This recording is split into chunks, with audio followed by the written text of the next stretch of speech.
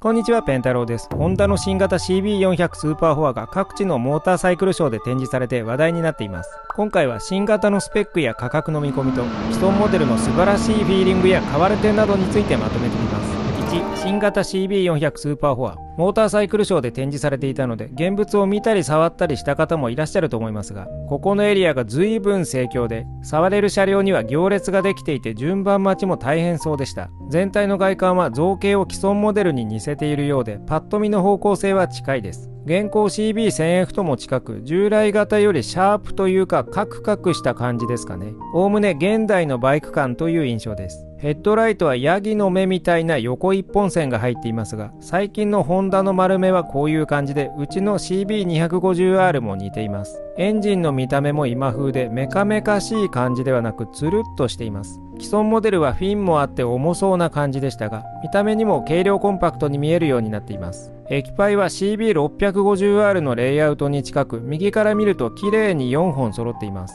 ミラーは既存ボルドールの形と似ていて、おそらく CB1000F と共通部品でしょう。メーターはホンダのいつもの汎用デジタルメーターです。メーターディスプレイのデザインはあまり煮詰められていない感があるので、ヤマハやスズキのようにグラフィックデザイン、UI デザインとしてもレベルを上げていってほしいというのが個人的な感想です。ただペンタローは機能的なデジタルメーターが好きで、実際使いやすいので毛嫌いする人も食わず嫌いしないでいいかと思います。機能面では E クラッチが標準装備されていて、展示の方向性から見ても E クラッチ版のみのリリースになるような雰囲気もありますが、 CB750 ホーネットなどはすでにそうなっています。これまでの販売の傾向から見てもほぼみんな E クラッチ版を買っていくようなので、 E クラッチのみが濃厚かもしれませんね。 E クラッチユニットはポン付け第一世代よりコンパクトになって左側に自然に一体化しています。足の邪魔にもならないし、見た目もすっきりしていて良い進化だと思います。 E クラッチはクラッチ操作をバイク側がやってくれるので、一切クラッチレバーを操作しなくてもよくだいぶ楽です。オートマではなく左足でシフトチェンジは必要で、モデルによってはオフにもできるので、その場合はついていても何も損はしない装備です。多分新型 CB400 スーパーフォアは常時オフにもできるのではと思いますが、今のところ確定ではありません。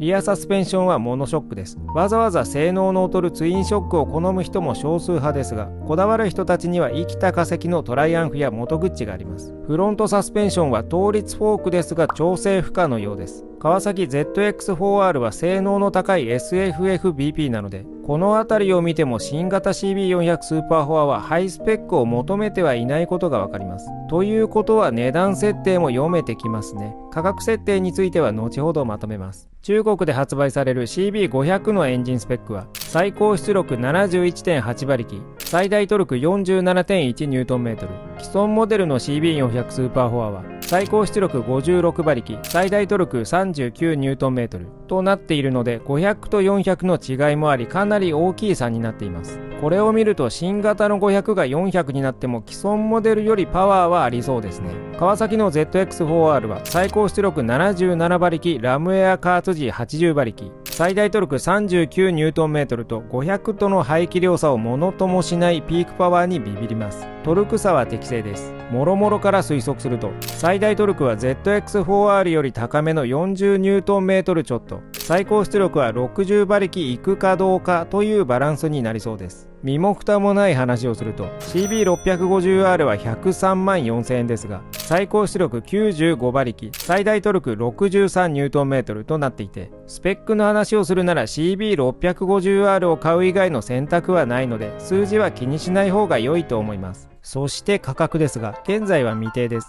そんなわけで周辺状況から推理してみましょう。既存モデルの価格はこうでした。スーパーフォア黒88万4400円、赤と青が92万8400円、ボルドール黒が104万600円、赤と青が108万4600円、ボルドールを含めて88万円から108万円の幅です。川崎 ZX4R は SE が117万7000円、RR が121万円、およそ120万円くらいというゾーンです。CB650R はスタンダードが103万4000円、E クラッチ版が108万9000円となっています。まず各種性能が ZX4R に及ばないので120万はいかないでしょう。120万クラスの場合、ウルキゼロの記念モデルみたいな存在になります。小台数のアイコンモデル想定であれば110、120の設定もありえますが、これまでのイベントでの展示の仕方などから見てまずそれはありえなそうです。ここまでで110万円プライスはなさそうかなと見えてきます。次に CB650R との比較で考えると CB650R が値上げしないなら慣例的には CB650R E クラッチ版の108万円より安いと考えられます。CBR400R は86万3500円です。これより高いのは間違いなく E クラッチ装備でもっと高くなるので CB400 スーパーフォアが90万円を下ることはありません。とすると現状で上は108万円、最終ボルドールの赤青と同じレベルと見て良いでしょう。下は90万円ですが CBR400R が89万円にはなりそうなので94万円が下限と見て良いです。ここまでで94万から108万の間に絞られました。さらに考えていくとホンダが本気で売るつもりなら110万円に近くなるほど ZX4R に対して微妙な位置づけになります。性能差が結構あるので数万円出して ZX4R に届くと思うとちょっと選びづらくなってきます。だからできるだけ100万円台前半までは落としたい。生産原価を考えた場合 CBR400R のように組み立てだけ熊本でやるノックダウン生産になると思いますが既存モデル当時との為替変動の方が大きいこともあって従来より原価率は高いでしょう。こういった情勢から既存モデルの赤青価格が93万円だったのでこれより上になることは間違いありません。94万円の線は消えて下限が98万円くらいとなります。さらに突き詰めてあとはどこまで数を出すつもりでいくかというホンダ内部の検討状況を推理していきましょう。 CB1000F の価格設定もバーゲンプライス感がありますがこれと同じように攻めてくると思われるので同様に台数を出す想定で来る可能性が高いです。おそらくこのモデルに対してホンダは少なくとも初年度販売台数で勝利のイメージが必須と考えているので単体利益よりも台数を出すことを最優先に設定してくるでしょう。ホンダは EV の路線変更で赤字が大きいですが二輪は稼ぎ頭なのでメーカーのイメージ強化につながるモデルという位置づけとして他部門からの異論も排除されるでしょうしおそらく赤字を出さない設定なら値付けの自由度が高いと思われます。そういうわけで本気を出して98、99万円の値付けをする可能性が十分にあります。ただ108万円でも買う人は買うので圧倒的人気の波を作るか実利を取るかで今後の為替変動予測と合わせてマーケティングリサーチのもと決めていくでしょう。アイコンモデルとして年間1000台クラスでいいなら120万円だがこれはほぼない。もし台数出さずに実利を取るなら108万円。ただ現状イベントなどで上げている観測気球でも台数は見込めると判断している可能性が高いのでおそらく本体90万円税込み99万円で来るでしょう。ほぼこのピンポイントで間違いありません。あくまで推理なのでメーカーや販売会社から何ら具体的な情報はないので誤解なきようお願いします。2、既存モデルの魅力。既存モデル終了から新型まで数年のブランクがありましたが既存モデルの魅力について改めて見てみます。外観の違いを見ていくと今やレアの2眼メーターで乗車している時の視界はだいぶ違います。センターのインフォメーションディスプレイにギアポジションなどいろいろ表示されてボルドールの方はグリップヒーターレベルも表示されたりと便利です。現行 CB1000F のディスプレイにはグリップヒーターのオンオフしか表示されず段数がわからないので地味に不便でこの辺はソフトウェアを改良してほしいところです。CB400 スーパーフォアのメーターは2眼メーターの完成形といっても過言ではないでしょう。リアサスペンションはツインショックでこだわりを持っている人も一定数いますね。個人的には乗っている時見えないものなので性能重視で良いと思いますが好みはそれぞれですね。でも安心してください。どうしてもツインショックがいい人向けにダミーツインショックを作ったメーカーがあるようです。全体的なフォルムはエンジンの造形なども含めボリューム感があって所有欲を満たしてくれる素敵なデザインにまとまっています。エンジンは VTEC という特殊機構が組み込まれています。CB400 スーパーフォアの特徴はほぼこれに集約されると思いますが低回転と高回転で反応が変わるギミックです。低回転はシルキーなレスポンスで滑らかかつ綺麗な音、高回転ではパワフルなサウンドとレスポンスという病みつきになる面白さがとても魅力的ですね。このために無意味に回したくなるという性質で、ペンタローはこのエンジンが好きすぎて無性に乗りたくなります。新型もとても良い完成度と推測できますが、既存モデルも唯一無二の存在で、これはこれでなかなか手放しづらい価値と魅力を持ったモデルとして伝説を刻んでくれるでしょう。3、CB400 スーパーフォアの歴史。CB400 スーパーフォアの歴史を見ると、初代は1992年に遡ります。プロジェクトビッグバンの名のもと開発が進められていた CB1000 スーパーフォアに並行して始められました。エンジンは低中回転域をより扱いやすく、高回転域はパワフルな特性に。外観はバフ仕上げのシリンダーヘッドやクランクケースカバーを採用して、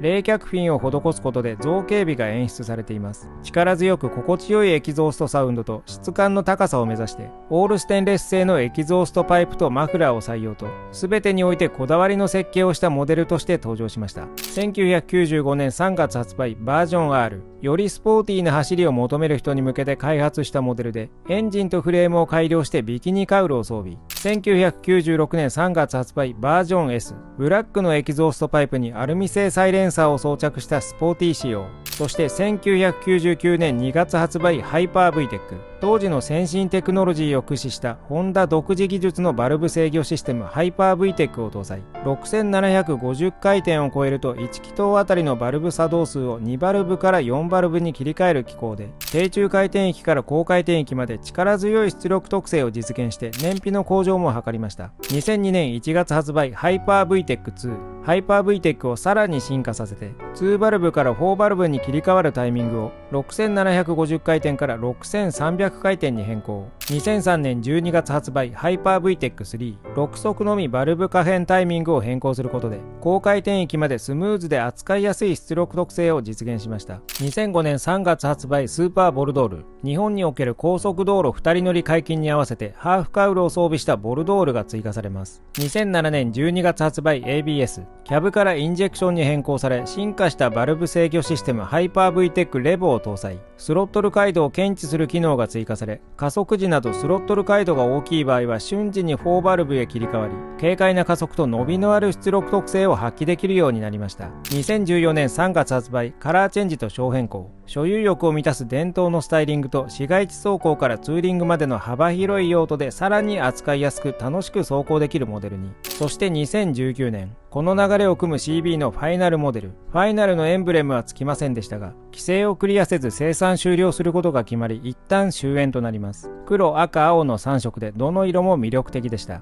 2022年10月に最終ロットの生産を終え、1992年から実に30年ほど継続したロングセラーモデルとなりました。4、新型を買うか。さて、沈黙から数年の時を空けてお披露目された新型ですが、名前は継承されるものの、現代の技術で再構築された全くの別物としてデビューします。現代のバイクの傾向から見ると、軽量化されて重量バランスも最適化されて倒れにくく、エンジン特性もより扱いやすくなっているはずです。E クラッチも標準搭載されるので、クラッチレバーを触る必要はありません。デジタルメーターには簡易ナビが表示できるなど、至れり尽くせりの仕様になっています。既存モデルもアナログ感がとても魅力的ですが、新型も別の方向性で魅力的なモデルになると思います。そういえば CB1000F 発表の時は CB1300 スーパーフォアファイナルを引き取りに行ったら、たまたまその日が CB1000F の発表日で、引き取りの段取りの前にカタログが出てきて、たまたま朝一で予約するという狐につままれたような事故がありましたが、